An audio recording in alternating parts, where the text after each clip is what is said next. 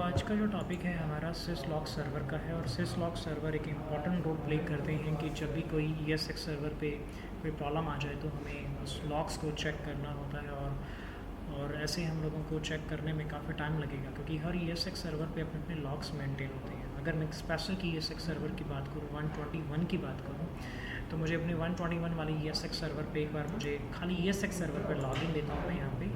तो मैं यहाँ पे IP डिफाइन कर देता हूँ root 123@INDI इंडिया।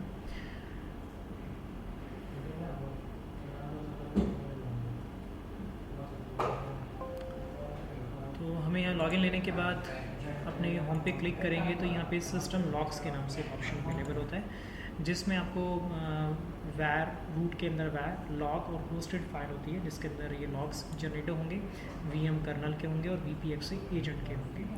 तो बेसिकली 3 तरह के जो लॉग्स हैं वो आपके इस ESX सर्वर की लोकल स्टोरेज के अंदर ये मेंटेन हो रहे हैं। तो मैं चाहता हूँ कि हर ESX सर्वर की लोकल स्टोरेज में मेंटेन करने की बजाय किसी सेंट्रलाइज सर्वर पे इसको लोकेट किया जाए। तो जब भी आप ESX सर्वर्स को इंस्टॉल करते हो या उसमें कॉन्फ़िगर करते हो तो उसके सारे लॉग्स उसमें जनरेटेड होते हैं। तो विंडो बेस्ड vCenter सर्वर के अंदर आपको ये सारे लॉग इंपोर्ट करने होंगे। अगर एक क्लस्टर में 64 ESX बैठ सकते हैं तो हर ESX सर्वर के लॉग को फैच करना मुश्किल हो जाएगा सब पे लॉगिन लेकर। तो कोई एक ऐसा मेथड हो जिससे कि हम इसके लॉग्स को फैच कर पाएँ एक सेंट्रलाइज सर्वर पे। तो इसके लिए हम यूज़ करते हैं सिसलॉक सर्वर यूज़ करते हैं। और सिसलॉक सर्वर 5.5 के अंदर बाय डिफ़ॉल्ट पहले इंस्टॉल नहीं आता था, 6.0 के अंदर अब ये इंस्टॉल आता है। और इसको हम कैसे करेंगे उसको शुरू करने से पहले मैं आपको ज़रा एक डॉक्यूमेंट फाइल दिखाता हूँ जिसमें ये आपको एक चीज़ देखने को मिलेगी। By default VMware ESXi store its core log file in the local partition, क्योंकि वो हमेशा जब भी कोई डेटा स्टोर करता है या कोई भी लॉग स्टोर करेगा तो अपने लोकल पार्टीशन करेगा। This can be access in a number of different way remotely using array different client tool. However, so administrator prefer to collect these at a central location for easy access the further parsing by log analyzing tool। तो इसके लिए हम क्या करेंगे?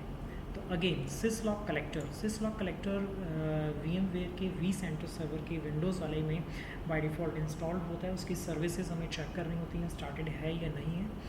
Will be specify interest those who have adopted a stateless auto deploy model rolling a VMware ESXi। In this scenario, log file are stored temporarily in crash storage and lost after a reboot and the network dump collector।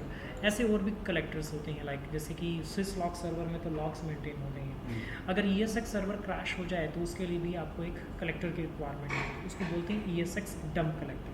तो उसमें ESX server में ping screen कभी आ जाती है और उससे crash होने के बाद उसका रिकॉर्ड सारा हम लोग फैच कर सकते हैं कि लास्ट टाइम जब ये क्रैश हुआ था उसका रीज़न क्या था, तो वहाँ से उसको एनालाइज कर सकते हैं। तो एक हो गया नॉर्मल लॉग्स जो कि आपकी VMware vSphere इन्वायरमेंट में जो नॉर्मल प्रोसेस हो रहा है उन सभी के लॉग्स होंगे, और एक होगा वो लॉग जो कि ESXi सर्वर जब क्रैश होता है उसके लॉग्स को मेंटेन करता है। ये दोनों के दोनों बाय डिफ़ॉल्ट इंस्टॉल होते हैं, बट सिसलॉक कलेक्टर को हम अभी यूज़ करने जा रहे हैं क्योंकि हमारे करिकुलम में भी सिसलॉक कलेक्टर ही है। तो सिसलॉक कलेक्टर कैसे करेंगे, तो उसके लिए सर्विसेज में जाकर VMware vSphere सिसलॉक कलेक्टर की सर्विस को रनिंग में होना चाहिए जो बाय डिफ़ॉल्ट ऑटोमेटिक रनिंग में होता है। तो मैं अपने उस vCenter सर्वर पे कंसोल पे जाता हूँ और उस पर लॉगिन लेता हूँ। बट उस पर लॉगिन लेने से पहले मैं उस पर राइट क्लिक करने के बाद एडिट सेटिंग करूँगा। उसमें एक VMware सेटअप की सीडी को मैं माउंट करना चाहता हूँ। उसका रीज़न ये है कि एक्चुअल में इसमें हम लोगों को एक vSphere क्लाइंट की रिक्वायरमेंट होगी और वो डोमेन इन्वायरमेंट के अंदर चाहिए हमें। तो हमें एक बार इस सीडी को माउंट कर लेते हैं और उसके बाद इसका कंसोल लेंगे हम लोग। जब ये माउंट हो जाएगी तो ओपन कंसोल लेने के बाद हम बाहर से अब कन्फिगर नहीं करेंगे, अब सारा का सारा अपने सॉरी मैंने यहाँ से क्लिक कर तो दिया बट करना चाहिए था उसका। हमारे इसका IP एड्रेस है 111 रूट 123@INDI। तो एक बार मैं MSTSC करके देखता हूँ, माइट भी शायद ये हमने रिमोट एक्सटॉप सर्विस इनेबल की हो तो हमारे लिए काम आसान हो जाएगा। नहीं, सर्विस स्टार्ट नहीं है तो हम उसको रिमोट कंसोल लेंगे थोड़ी देर में। एक सेकेंड local लॉगिन में क्लिक किया।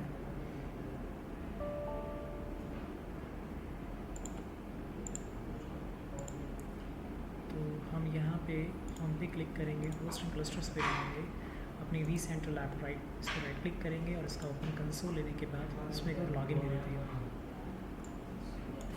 यहाँ पर हम लॉगिन लेंगे, कंट्रोल इंसर्ट और vCenter slash administrator 123@India, यहीं से हम लॉगिन ले लेते हैं। अगर रिमोट डेस्कटॉप सर्विस चालू करनी है तो स्टार्ट पे क्लिक करेंगे और दिस पीसी प्रॉपर्टीज़ और remote setting allow computer to the access by any user, okay किया। फायरवॉल सर्विस को चेक कर लेते हैं कि फायरवॉल सर्विस स्टार्ट है या बंद है। फायरवॉल सर्विस ब्लॉक्ड है हमारी, तो बार बार हम इस सेशन को एक्सेस नहीं करेंगे, तो यहीं से हम STSC करके और 111 वो एक्सेस करेंगे। तो we centre slash administrator 123@India। अच्छा, तो इसमें हमें local account slash administrator 3@India। Local account इसलिए क्योंकि जब वो मशीन डोमेन में ज्वाइन हो जाती है तो उस मशीन को हम लोग उसके नाम से लॉगिन नहीं ले पाते हैं, तो हमें उसमें कीवर्ड लिखना पड़ता है लोकल अकाउंट। लोकल अकाउंट का मतलब उसके लोकल अकाउंट जो उसका लोकल है, जो कि एडमिनिस्ट्रेटर अकाउंट है, उससे लॉगिन लेना चाहते हैं। तो इसको यहाँ पे क्लिक करा और लॉगिन किया। विंडोज़ 8.1, विंडोज़ 10 और 2012 सब के अंदर ऐसे ही एक्सेस कर रहा हूँ। तो अभी मैं अपने इस vSphere इन्वायरमेंट को यहाँ से क्लोज़ कर देता हूँ। अब मैं सारा का सारा यहीं से मैनेज करूँ, ठीक है। तो इसके लिए मुझे अपना VM टूल इसमें इंस्टॉल करना होगा, vSphere टूल जो होगा वो इसी में इंस्टॉल करना होगा। तो vSphere क्लाइंट हम यहाँ पे इंस्टॉल करने जा रहे हैं। सर ये क्यों कर रहे हैं जब हम वहाँ से भी तो ले सकते हैं? बेसिकली जो हमारा जो इन्वायरमेंट है, जो बाहर से एक्सेस कर रहे हैं, वो डोमेन से बाहर का इन्वायरमेंट है, वो ग्रुप इन्वायरमेंट है। जब भी syslog कलेक्टर इंस्टॉल होता है या उसके प्लगइन्स की अगर हम एक्सेस करें तो प्लगइन इनएक्सेसिबल में आता है। रीज़न क्योंकि डोमेन यूज़र को ऑथराइज होता है कि वो उस प्लगइन को चालू कर सकता है। मैं आपको दिखाता हूँ जो चीज़ मैं किस कारण से करने जा रहा हूँ। एक बार इसको ओके करके नेक्स्ट कर दूँ।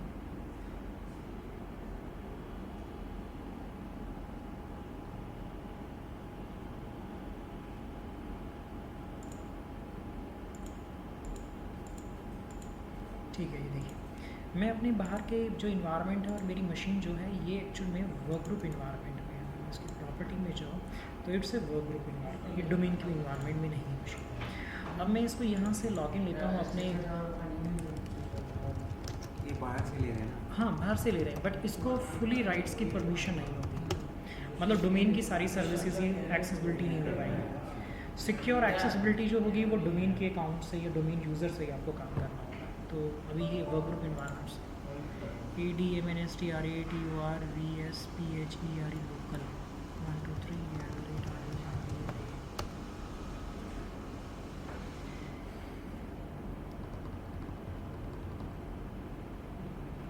देखिए मैं यहाँ पे इसमें एक ऑप्शन होता है, होम पे क्लिक करते हैं, यहाँ syslog कलेक्टर के नाम से होता है, syslog नेटवर्क कलेक्टर के नाम से आएगा, जो कि यहाँ नहीं आ रहा है। इसके लिए हमें प्लगइन्स पे जाकर मैनेज प्लगइन पे जाकर syslog कलेक्टर देख रहे हो कन्फिगर, ये हमें यहाँ पे रेड मार्क दे रहा है और इसमें से साफ साफ एरर भी आया हुआ है।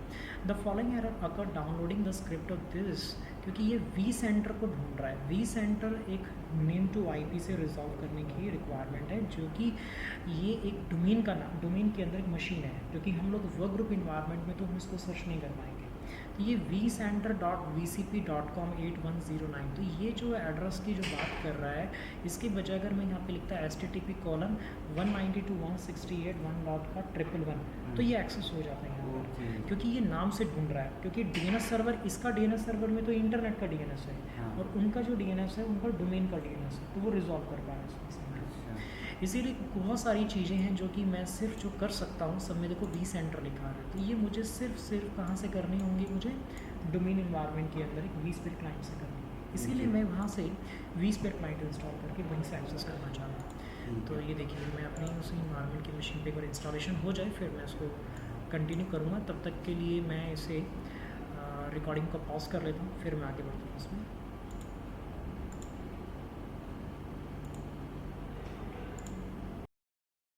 इंस्टॉल कर लिया और उसमें मैंने लॉगिन लेने जा रहे हैं, लॉगिन में ले लिया है। लॉगिन लेने के बाद देखो नेटवर्क स्विस लॉक कलेक्टर अपने आप इसमें अवेलेबल हो गया। क्यों? क्योंकि अगर प्लगइन्स में देखें तो ये प्लगइन आपको स्विस लॉक कलेक्टर क्या दिखाएगा, इंस्टॉल दिखाएगा, रिमोटली यूज़ कर सकते हैं उसे, ठीक है ना। तो अब मैं होस्ट एंड क्लस्टर्स पे आता हूँ और यहाँ पर एक्सपेंड करता हूँ और एक एक करके मैं इसमें करने जाऊँगा। बट इससे पहले होम पे क्लिक करने के बाद स्विस लॉक कलेक्टर का देखता हूँ।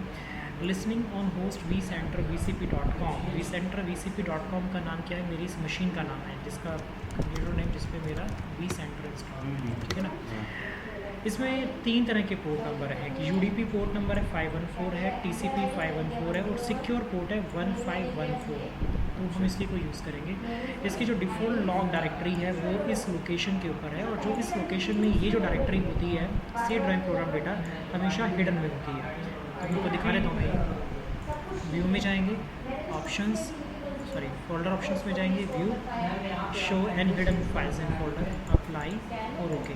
अब सी ड्राइव में जाएंगे, इसमें प्रोग्राम डेटा अपीयर हो गया। उसके उसने VMware बोला आपको, VMware के अंदर vCenter सर्वर, तो vCenter सर्वर दिस वन, उसके बाद डेटा नाम का फोल्डर और VM sys log कलेक्टर। तो sys log कलेक्टर अभी खाली है, कोई भी इंफॉर्मेशन नहीं है, ठीक है ना। अब इसमें sys log कैसे लॉग लाएंगे देखते हैं। सबसे पहले हम लोग 121 को चूज़ करते हैं, GUI से कैसे करेंगे। कॉन्फ़िगरेशन टास्क में जाएंगे और सबसे पहले आपको यहाँ पर जाना है सिक्योरिटी प्रोफाइल में। सिक्योरिटी प्रोफाइल में ये चेक करना है कि आपका syslog daemon सर्विस स्टार्टेड है या स्टॉप है। तो syslog daemon सर्विस रनिंग में है, तो ये स्टार्टेड है। बट इसका फायरवॉल से जो ट्रैफिक, जो बाहर जाने वाला ट्रैफिक है वो ब्लॉक्ड होता है, तो हमें इसको परमिट करना होगा।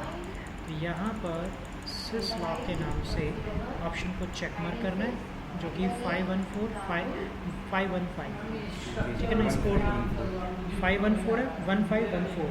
ये फायरवॉल TCP UDP पे भी लिसन करेगा और उसको हमने ओके पे क्लिक करा तो ये सर्विस रनिंग में आ जाएगी। उसको रिफ्रेश पे हमने कर दिया। अब ये तो हमने सर्विस को हमने एक्टिवेट कर दी कि फायरवॉल को बता दिया कि इसका ट्रैफिक जब बाहर निकलेगा, मतलब जब भी ट्रैफिक जाएगा तो जो भी लॉग इसके ऊपर आएगा वो ट्रैफिक को जाने देगा। तो ठीक है, ये जाने देगा, बट ये लॉग ले जाने के लिए किसी पर्टिकुलर सर्वर पे तो भेजना पड़ेगा उसका URL, तो जिस पे ये आपको डिफ़ाइन करना होगा कि आपके टारगेट सर्वर का नाम या IP क्या है जिस पे ये लॉग्स जनरेट करेंगे। तो उसके लिए हमें क्या करना होगा राजे, हमें अपने एडवांस सेटिंग्स में जाना होगा। एडवांस सेटिंग्स में जाने के बाद syslog ऑप्शन आएगा, उसमें ग्लोबल का ऑप्शन होगा, उसमें लिखा होगा syslog ग्लोबल लॉग होस्ट। तो यहाँ पे लॉग होस्ट में उस सर्वर का नाम या फिर IP डिफाइन करना है। तो मैं यहाँ पे vCenter.vcp.com इसको देने के बाद इसको ओके पे क्लिक करूँगा मैं। तो ये सर्विस यहाँ पे मैंने इसको असाइन कर दिया है। सिक्योरिटी प्रोफाइल में जाने के बाद दोबारा से प्रॉपर्टी में जाऊँगा और इसकी सर्विस को, syslog daemon सर्विस को दोबारा से रीस्टार्ट करूँगा। तो ये रीस्टार्ट होने के बाद ये इफेक्ट ले लेगा। तो specify parameter was not correct ID, तो कोई बात नहीं, करेक्ट ID का ये मैसेज देगा क्योंकि उसको नाम से बताया, बट वो हमने सही कन्फिगर किया। होम पे क्लिक करते हैं, syslog कलेक्टर में यहाँ पे नज़र नहीं आ रहा है, तो आपको इसके ऊपर क्लोज करके दोबारा से लॉग इन लगेगा।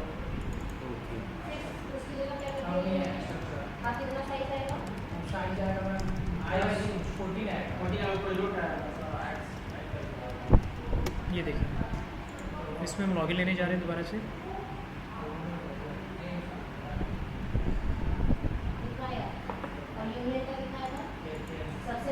आ गया। अब उसके लॉग्स जनरेट हो गए 62.5 KB के। तो यहाँ पे जब जाके देखते हैं ESX2 डोमेन नेम से फाइल जनरेट हो गई, इस पर क्लिक करेंगे तो इसके लॉग्स जनरेट हो गए, ठीक है। ये तो गया GUI मोड से हमने काम किया, ठीक है ना। अब करते हैं CLI से।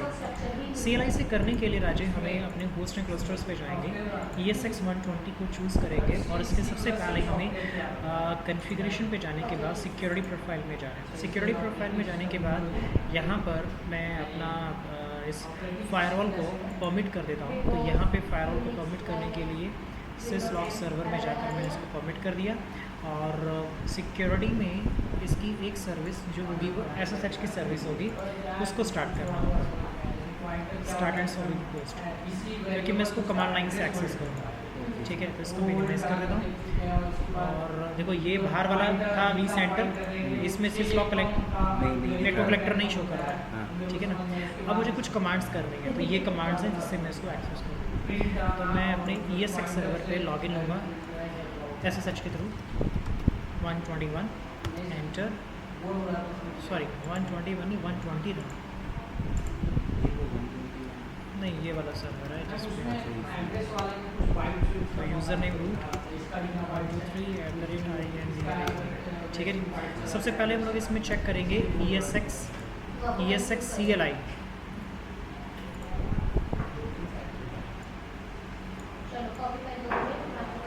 ठीक है जी, ये देखो ESX CLI सिस्टम के बाद क्वेश्चन मार्क, ये 2 बार हाइफन लिखोगे आप और इसके बाद H लिख दोगे। पहला वर्ड H का हेल्प का H वर्ड लिखना है। इसका वाला हेल्प शो कर देगा क्या क्या कमांड कर सकते हैं, आगे कर सकते हो। तो उसमें हमें दिखा रहा है कन्फिग का ऑप्शन आ रहा है। इसमें यहाँ पे आपको कन्फिग का ऑप्शन भी नज़र आएगा जो कि कन्फिगरेशन करने के लिए बोल रहा है। ऊपर होगा। हाँ वो निकल गया, ऊपर निकल चुका है, ऊपर निकल चुका है। अवेलेबल ऑप्शन तो दे रहा है। सिस लॉग के नाम से है, सिस लॉग देखो ना, कन्फिग सिस लॉग, ये पहले सिस लॉग आएगा ना फिर कन्फिग आएगा ना, सिस लॉग, उसके बाद फिर एच करना है। देखो अब इसमें ऑप्शन आ रहा है कन्फिग करना है, मार्क करना है, रीलोड करना है। तो मैं इसमें क्या करूँगा, इसमें कन्फिग क्या करना चाहते हो, सेट करना है या फिर गेट करना है। सेट का मतलब होता है कोई सेटिंग देना चाहते हो, और गेट का मतलब इंफॉर्मेशन गैदर करना चाहते हो। तो मैंने इसको करा गेट, डिटेल दे मुझे क्या है। तो इसने बोला कि रिमोट होस्ट का IP आपने 192.168 का 111 डिफाइन किया हुआ है। यार हमने सर्विस किसके स्टार्ट कर दी है, हमें तो 120 की चाहिए थी ना, ये 120 की नहीं हुई है। ओहो, हमने 120 को करना था, हमने कर दिया 121 को, क्योंकि इसमें पहले ही सेट आ रहा है ना, 111 दिखा रखा है इसने इसको। और नहीं 120 पे हमने रिमोट होस्ट IP दिया था। चलो ये लास्ट टाइम क्या पता किसी सेशन में कराया हो, तो कोई बात नहीं, तो मैं इसको चेंज कर देता हूँ यहाँ पे ESX CLI सिस्टम सिस log config set minus log host. अब लॉग होस्ट का नाम डिफाइन करो या फिर IP डिफाइन करो, vcenter.tcp.com डिफाइन कर। अब क्या दिक्कत हो गई, 2 बार हाइफन आना था, मैंने एक ही बार हाइफन लिखा है, इसलिए एरर आया। हो गया ना सर। अब उसके बाद मैं दोबारा से इसको गेट करता हूँ, तो नीचे देखो क्या लिखा रहा है, vcenter.vcp.com लिखा रहा है। पहले तो IP लिखा रहा था यहाँ पर, तो हमारा ये कमांड के बाद सेकंड कमांड हो गई है। अगर ये TCP बेस्ड होंगे तो TCP बेस्ड जैसे करके पूरा लिखना पड़ेगा 514 पर UDP में।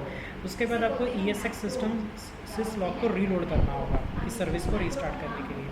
अगर अपने फायरवॉल सर्विसेज को परमिट करना है, हमने वहाँ से इनेबल कर दिया था, तो हमें करने की जरूरत नहीं है। अगर फायरवॉल को रिफ्रेश करना है तो रिफ्रेश भी कर सकते हो। तो ठीक है, तो बाद की बात है, इतना कोई हमें कुछ खास देखेंगे। हाँ, टेस्ट करके देखेंगे। टेस्ट इसलिए करेंगे कि क्या हम इस पोर्ट से कम्युनिकेट कर पा रहे हैं, इस ESX से उस vCenter सर्वर के सिस लॉग सर्वर से। तो ये मैंडेटरी हमें टेस्ट करना है। तो मुझे यहाँ पे कीवर्ड लिखना होगा NC स्पेस -Z स्पेस, उसके बाद vCenter को लिखूँगा, सीधा IP लिखूँगा 192.168.1 डॉट का IP क्या है हमारा, उसका 111 स्पेस 514। ठीक है, सक्सीड दिखा रहा है। और नाम से चेक करता हूँ, अगर ये डोमेन में ज्वाइन नहीं हुआ तो ये नाम से रिजॉल्व नहीं करने देगा, दिखा रहा है। ठीक है, सक्सीड कर रहा है, इसका मैं नाम रजिस्टर्ड है। तो आई थिंक इतनी बात समझ आ गई, कोई कहानी। अब उसके बाद मुझे क्या करना है, इसमें मैं एक मैसेज जनरेट करूँगा इसमें, ESX system sis log mark message Mahendra Singh complete the sys log demo. ये मैं लॉग सर्वर में लिखाऊंगा कि ये नाम वहाँ लिखा आएगा। तो इस पर राइट क्लिक करा, कॉपी किया, यहाँ पे इसको पेस्ट किया, एंटर। सिस लॉग में मैसेज चला गया। अब उसके बाद ESX CLI सिस्टम सिस लॉग रीलोड, ये मैंने रीलोड करा दिया। रीलोड का मतलब रीस्टार्ट करवा दिया मैंने सर्विसेज को। अब मैं दोबारा जाता हूँ, अपने पे क्लिक करता हूँ, अब यहाँ पे क्लिक करता हूँ, तो यहाँ एक सर्विस नहीं आई, तो इसको बंद करके दोबारा से लॉगिन करना।